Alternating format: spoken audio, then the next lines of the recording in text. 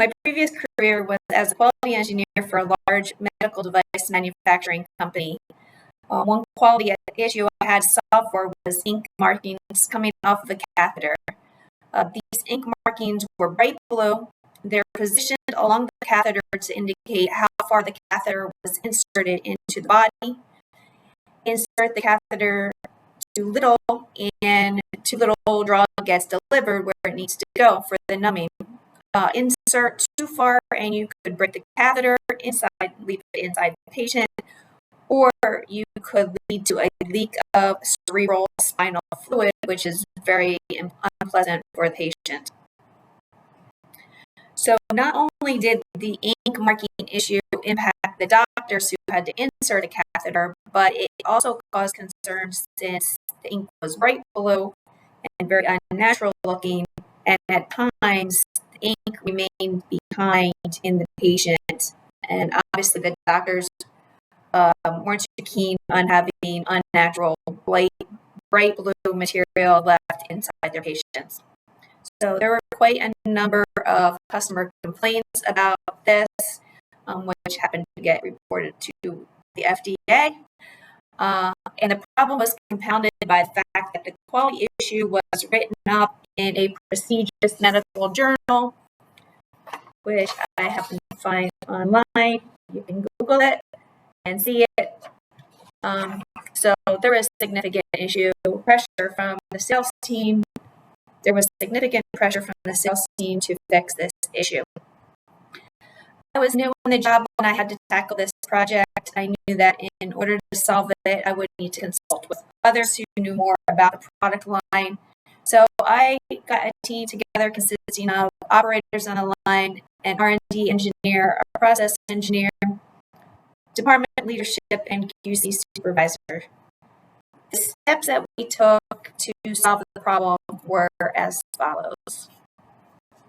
We reviewed every step of the process, and it's very important that you perform the process yourself if possible. Understand what steps are easy, what steps are hard, where is it easy to make a mistake, and where could you implement better controls. Look at past attempts to solve the problems.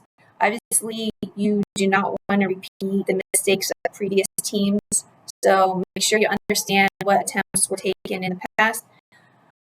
Third, perform a root cause analysis. This is very, very important. We use a fishbone diagram process in this case. You can see it here. If you haven't learned about it already, this is where you break your inputs into 6 categories, such as machine, manpowers, measurements, methods, materials, and you brainstorm with your team how the problem could occur. And then you typically use some kind of risk analysis or voting to narrow down the probable causes of the issue. That's what we did, although it took us a little while to figure out what the issue was, and then that's what we did to solve this issue. I'll talk a little bit more about how I would have done it differently if I had to do it again. Also, do rapid experiments. Once you think that you have found your cause, you need to prove it. So try to reproduce the problem after you put your fix in place and test it out. So how did our issue turn out? Our team finally figured out the cause of the issue, which was related to the preparation and curing of the catheter. And once we figured out the correct parameters and cleaning methods for the catheter, we had the fix in place. We needed to implement controls so that the problem couldn't recur again. We also implemented a monitoring plan so that we tested for ink coming off the catheter, so we did not regress, or if we did, we would catch it quickly so that we wouldn't have the problem again. So key takeaways I have for this project is use subject matter experts.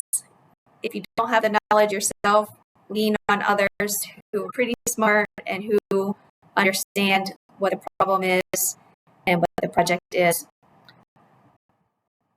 Test out your theories. Don't be afraid to experiment. And then finally, walk the process and see what could fail at each step. That's all I had today. Thank you for listening to my problem-solving topic.